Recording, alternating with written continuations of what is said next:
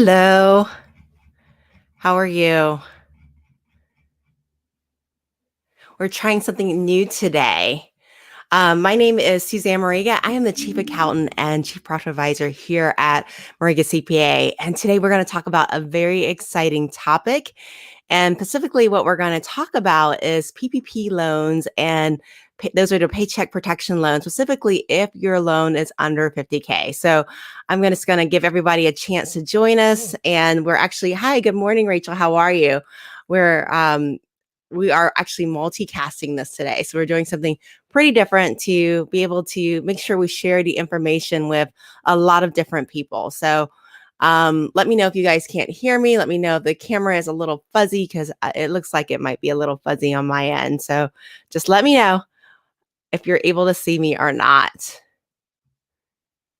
And it looks like it might be a little fuzzy. So I'm going to go ahead and fix the camera for just a second. Hi, Maurice. How are you this morning? It's great to see you.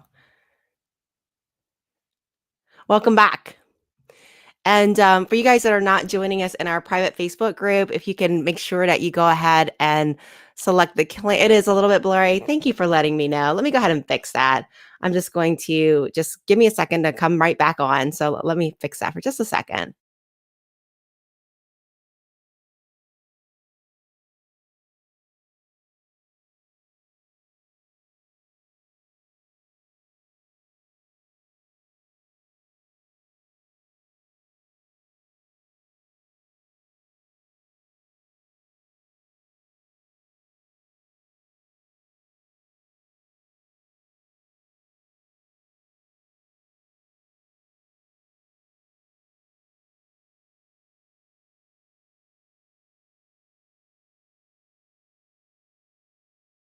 All right, here I go. I'm coming right back. Let me know if you can't hear me with this. We're trying something a little bit different this time that's a little bit unique that we haven't tried before in order to do this. So if you're unable to hear me, just let me know and I will definitely fix that to make that a little bit better. So Maurice, good morning. How are you doing? As you guys join me, if you can let me know your name and where you're from, we're using something called StreamYard. So it's going to be, if you're outside of our group, I'm not going to be able to see your comments. So make sure that you post your comments, but also give StreamYard permission for me to see your comments.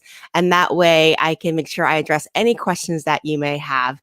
And again, today I'm really excited because we've got some exciting things that we're going to be talking about, and that's PPP loans or Paycheck Protection Program, and specifically how to apply for forgiveness if your loan is under 50,000. Now I'm going to say that under 50,000 because your rules that are going to apply to you are going to be very different than the rules that are going to apply to other people or how they're going to apply for forgiveness if your loan is in excess of $50,000. And we are going to have another class to talk about loans that are in excess of $50,000. We will definitely do it in our master class. So if you're not part of our master class, make sure that you sign up to come into our master class. And also as you join us, go ahead and put your name in the chat and let me know who you are and where you're from. You know, I love to see where you guys are from. I always think it's so cool when we see people from Australia logging in to hear our training. So definitely let us know where you're from as you join us, and that'll be great. Put your name in the chat where you're from. I love to know where you are. And so just for some administrative things before I begin, if you're watching us on the replay, hit subscribe so that you can get more access to our videos and our trainings. Also, we're going to be hosting another Profit First Masterclass. And in this masterclass, I am going to teach you the ins and outs of how to really apply Profit First in your business. And our masterclass actually takes place right here in our private Facebook group, which is Profit First with Susanne Mariga. And we're going to teach you the ins and outs of Profit First. So a week long, we're going to be covering different topics. They're going to be under an hour each. And we also host other trainings like the one that you're going to see today in our Profit First Masterclass. So definitely, I'm going to put the URL. Thanks, Daniel. I'm going to put the URL for our Profit First Masterclass in the link later on so that you guys can join us. But in the meantime, if you want to just go ahead and search for and Facebook. Hey, Tia from Charlotte. It's great to see you. If you want to just go ahead and search Profit First Masterclass with Susanne Mariga, make sure it's with Susanne Mariga, you'll be able to join our private group. And again, we do host other trainings just like this that are useful for your business to help you maximize profits. So definitely join our group and check it out. And I will make sure I'll put that link of the masterclass in our notes later on. So also invite your friends to the masterclass. You know, we are on a personal mission. We are eradicating entrepreneur poverty, and we're doing it pretty aggressively. And what that means is that the more people that hear about our mission, the more people that see what we're doing and are learning about Profit First and applying in their business, you know, the more that we're going to be able to eradicate entrepreneurial poverty and really move forward in our mission. So the more entrepreneurs that hear our message, the better, you know, so definitely invite your friends so that they can also learn about Profit First and how to implement that in their systems. Today, we're going to get down the business. We're going to talk about PPP loans, which are the Paycheck Protection loans, specifically for those that are under 50,000. Like I said, over 50,000 has a whole different set of procedures that we're going to need to adhere to. We're going to have another training that talks about that, and that's going to be held in our masterclass group. But if you're under $50,000, this training is for you. And today we're going to talk about how to apply for forgiveness of these loans, right? Because if you are approved for a PPP loan, probably in May, maybe early June, you know, in the first tranche or early in the second tranche, what you're finding is that your cover period is coming to an end, right? Your cover period is coming to that end, meaning that the period that you are allowed to use these loan proceeds for that you can use for forgiveness is coming to an end, right? And we've actually already started seeing people cover period come to an end, and their banks starting to reach out to them, say, hey, right now you need to apply for forgiveness, probably around October timeframe. So your loan is probably coming to an end if you got funded in the initial tranche or if you got it funded in early on in a second tranche. And one of the gifts that I think that you have now that you didn't have back then is you have the gift of hindsight, right? You have the gift of hindsight because what happened was if you applied for the loan in the initial tranche or early in the second tranche, right, you were given initially an 8-week cover period. So you had 8 weeks to use up as much of these funds as you can for specific reasons. And later on, they expanded that to give you a 24-week cover period, meaning that you were given 24 weeks to use these PPP funds for specific reasons. And now that we've all come to the end, right, you have that option of going, you know what, does 24 weeks benefit me more or does 8 weeks benefit me more? And when you're looking at a choice between 24 weeks and 8 weeks, right, one of the things that we see is if you're using a 24-week cover period, right, you have more time, right? And when you have more time to use the funds, right? Meaning that in an 8-week period, you're kind of scrambling to use these funds. But over a 24-week period, you're able to have more payroll expenses, have more utilities, have more rent that you can really use to go towards these funds. And one of the other benefits of hindsight is that if your financial situation was in a different place than it was when you first applied for the loan, for example, let's say you were in a restaurant business and you were unable to stabilize your customer base, right? Because of what's going on in the economy, you know, the stay-at-home orders that were happening, right? And let's say you were not able to stabilize your business and you actually had a higher employee count in the first 8 weeks, it may benefit you to go ahead and use it for the 8-week period versus the 24 weeks period. But again, we're talking about loans under 50,000. So most of you guys are going to benefit from using the 24-week cover period. And again, you know, hindsight is definitely working for you. Definitely take advantage of that and definitely do the math to see which works better for you, the 8-week cover period or the 24 cover period. And so today I want to talk about how do you go about applying for PPP loan forgiveness? And from what you guys will probably remember is that the PPP loan was designed to provide you guys as employers an incentive to keep your workers on payroll, right? It was part of the CARES Act, which is the Coronavirus Aid, Relief, and Economic Security Act that was passed in March 2020. And it really was, you know, keep people off of unemployment, keep them employed, help the government do their job. And for most of you guys, you applied through this PPP loan through your local bank, right? And some of you guys probably use the fintechs like PayPal or Cabbage, but most of you probably applied for the PPP loan through your bank directly.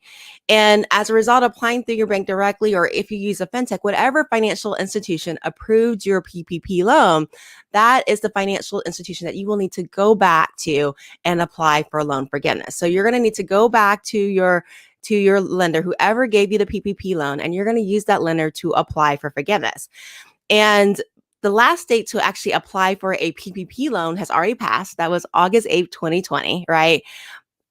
So you can no longer get those funds. They're absolutely, they're not necessarily exhausted, but you're no longer able to apply for PPP loan. But in order to realize the 24-week cover period and use it in its entirety, you had to apply for it by July 16th. Okay. So even though August 8th was the last day to apply, July 16th was the last day to use the entire 24 weeks. Now, the great thing about the PPP loan was it had super low interest rate. We're talking like 1% interest rate, right? Who has ever seen a 1% interest rate? I've never seen a 1% interest rate. And if you applied for the loan before June 5th, you were given 2 years to repay the loan if you did not use it for the reasons that the loan was required to be used in order to have forgiveness. You had 2 years to use it. And if you apply for the loan after June 5th, you got 5 years in order to realize full maturity of the loan. So, there was some benefits with applying for it a little bit later on between a 2 to 5 years. But most of you guys, again, if you're under 50K, you're most likely have exhausted these funds just on your own payroll and maybe an employee's payroll. So most of you guys will not even be worried about that. Now the loan deferral period, meaning that you must apply for this loan within 10 months of the end of your cover period. So you must apply for this loan within 10 months at the end of your cover period. So if you let 11 months go by and you do not apply for forgiveness, right, you're not going to be able to apply for forgiveness. That means you're going to have to repay this loan over either 2 years or 5 years, depending on when you sign up for this loan. So you only have 10 months to apply for forgiveness. You're welcome, Daniel. I'm glad to be a help here. So you only got 10 months to apply for forgiveness of this loan. So do not lose. I'm telling you, as soon as your cover period ends, go ahead and apply, because you may not remember when that 10 months ends, right? And a lot of times what we're seeing is the banks are actually telling you, hey, this is the end of your cover period. You're ready to apply. So you only have 10 months to apply for this loan forgiveness. If you miss it, there's nothing I can do for you. So make sure you apply within 10 months at the end of your cover period. And if you applied an initial tranche, that probably happened sometime midway last month. So make sure that you are watching that and knowing that. The other great thing about the PPP loans was there was no collateral requirements. There were no collateral requirements, no personal guarantees that were required. It was probably the easiest loan that you can get, right? And there were no loan origination fees that were required for this PPP loan. Hi, Debbie, how are you? There were no loan origination fees that were required. And the best part of PPP loan was that it had the forgivable provisions, right? It had the forgivable provisions. So let's go ahead. Let's get down to business. Let's talk a little bit more about how to get this applied or forgiven for you, and so that you can get on with your life without having debt, right? Because none of us want to have debt. So definitely, as I mentioned before, make sure you're comparing that 24-week versus 8-week comparison period. Does that work for you? Did your business drastically change between the 8-week and 12 and 24-week if you had a loan above 50,000? And definitely, okay. And Debbie, I'll definitely want to talk to you about that later on. So I'll address that question on there, because whatever your bank that you applied for is the bank that approved your loan is the one that you're going to have to go through. And I'll definitely talk to you about that. And that's probably because what Debbie's question was our bank said they're not accepting forgiveness for applications under $150,000. And what's happening is there's talks in Congress about getting loans forgiven that are 100, pretty much giving them the same benefit that the 50K loans got. But again, that's all in works right now. And we all know that our political parties are kind of hung up right now, right? So they're probably just waiting on theory. But again, watch it, because you only have 10 months to apply for forgiveness. And you want to make sure that you get forgiven within that 10 months. Now, in order to have compliance, there's certain factors that have to happen, right, for you. And one of the factors is that 60% of the loan proceeds must be used for payroll, right? And payroll includes your salaries, your wages, your commissions, your tips, your retirement plans, and your health insurance. So 60% of those loan proceeds must be used for payroll. Now, that's a change. That's a change from the original tranche. When you probably signed your promissory note, it probably said 75%, but the Congress passed laws later on that reduced it just to 60%. So only 60% had to be used for payroll related expenses. That other 40% could be used for interest. It could be used for rent. It could be used for utilities. Okay. So more broad categories that you could use it for. But today we're going to talk about loan forgiveness, specifically of the PPP loan, and we're going to talk about those loans that were under $50,000. Now, good news, if your loan was under $50,000, you can actually apply for forgiveness using a very short, truncated application process, right? And the form that you're going to use is the 3508S. And what we're seeing is that the banks are actually giving a link to the applicants that are applying for forgiveness, say, hey, just go ahead and complete this application for us. And I'm going to go ahead and share my screen right now and show you what that looks like so you guys can see it. So let me go ahead and share my screen. And this is an example of what the 3508S looks like. And one of the things I want to point out is it is a one-page application. It is one page, literally. It's a one-page application. It's a self-certified application. And it's frankly straight to the point. The second page is nothing more than instructions. And who has ever seen instructions of being less than a half a page? This is literally a half page of instructions. So it's a very simple process if your loan is under $150,000. And Debbie, this is what they're trying to do with the $150,000 loans, is to get it to that level. But again, it's got to go through different layers of Congress to ever get that approved. So and what we're seeing is it takes about 30 minutes to fill out this application, just 30 minutes to fill out this application at the most. And really what they're saying is you're going to self-certify this. You're going to say that, hey, I use 60% of my proceeds for payroll costs. 60% of my proceeds were used for payroll costs. And then my other 40% were used for my mortgage interest for my business. If I was financing my building, I use it for my rent or my lease payments, or I use it for my utility payments. I'm literally self-certifying that I use this loan proceeds in the right way. If I'm choosing the 24-week cover period, what I'm saying is that I didn't pay anyone more than $20,833, and I'm not applying for reimbursement of more than $20,833 in my calculation of what I want my loan forgiven. And if I'm an owner of the business, I'm not taking more than 2.5 months worth of my 2019 compensation. Now, if you guys are under 50,000, most of you guys had to submit your Schedule C or your W-2 if you were an S Corp. Most of you guys had to submit some type of information to get this loan approved for this dollar amount. So most of you guys are not going to have a problem meeting this covenant based upon 2019 numbers because you submitted that information. Now, if you didn't keep your people or something happened in the human resource side, you may have some problems later on doing it. But for the most part, if you're under 24 weeks, you're going to be fine.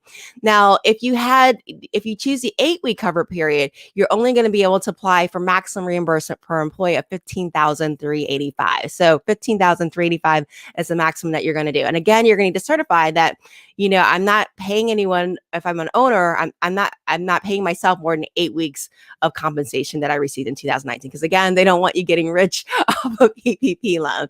So they're wanting to say, hey, you're being consistent with what your payroll was last month. So literally, you're just self-certifying on this form the bank is going to give to you. And yeah, Daniel, what we're seeing is the banks are giving this to you online to complete that.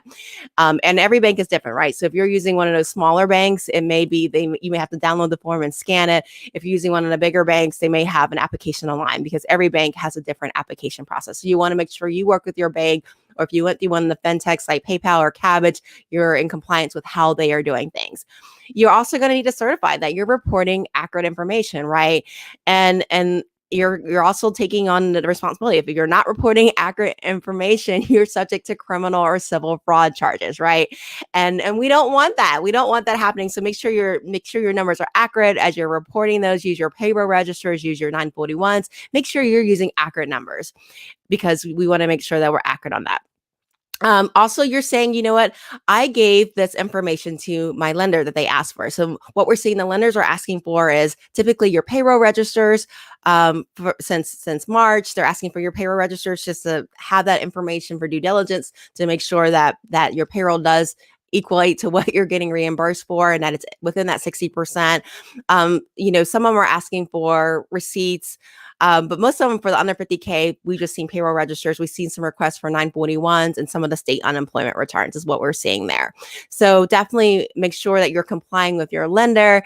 Thank you, Daniel. I'm glad to be of service to you guys. Make sure if your lender is asking for documentation, that you're giving that lender the documentation that they need, because you have in your self-certification, you have to say that you complied. And then also, they want to say, hey, make sure your numbers are consistent. Make sure that if you're reporting $50,000 and payroll expenses to have that forgiven on your PPP loan, make sure that your 941, your payroll tax returns reflect the same thing, right? So don't say that your expenses were like 40,000 when you're applying for 50,000 in forgiveness. So make sure that your tax information is reflecting what you're getting for forgiveness on that. So again, it's a very simple application. You're going to sign and date and return this to your lender. Super easy application for you to follow on that. And so, in summary, what I'm saying is what you're going to do to apply for forgiveness is if you are under $50,000, actually, even if you're above $50,000, it's a straightforward, very simple process in order to have your loan forgiven. So, you're just going to need to go through the bank that originally approved your loan, whether that be one of the fintechs or whether it be your actual bank. You're going to have to go through them directly in order to have your loan forgiven. A lot of them have already started emailing you and letting you know, hey, it's time for your covered period is ending. It's time for you to start applying for forgiveness. Do not let more than 10 months go by. You only have 10 months after the end of your covered period to apply for forgiveness. On a tax strategy side, I would also consider this on a tax strategy side. If your income is high, right? If your income was high in 2020, you're one of the outliers, right? Because we have seen lots of outliers that happen. If your income is high, do you really want to have this loan forgiven, right, in 2020? Or do you want to kick the can a little bit later down the line and have it forgiven in 2021? So just kind of think about your timing, but you only have 10 months to apply for forgiveness. Okay, so you only have 10 months to apply for forgiveness. The great thing is you have hindsight. You can see how you're doing from a tax point strategy of what is the optimal time to apply. Should I apply for it in 2020 and you have it forgiven this year where my income is low? Or do I want to kick the can down to 2021 because other things have happened? So definitely make that part of your analysis when you're thinking about, do I want to go 8-week, 24-week, or even the timing of forgiveness? So I hope that today was extremely helpful for you guys. And at this time, I do want to open the platform for any questions that you may have. So any questions that you may have, you can go ahead and put it in the chat.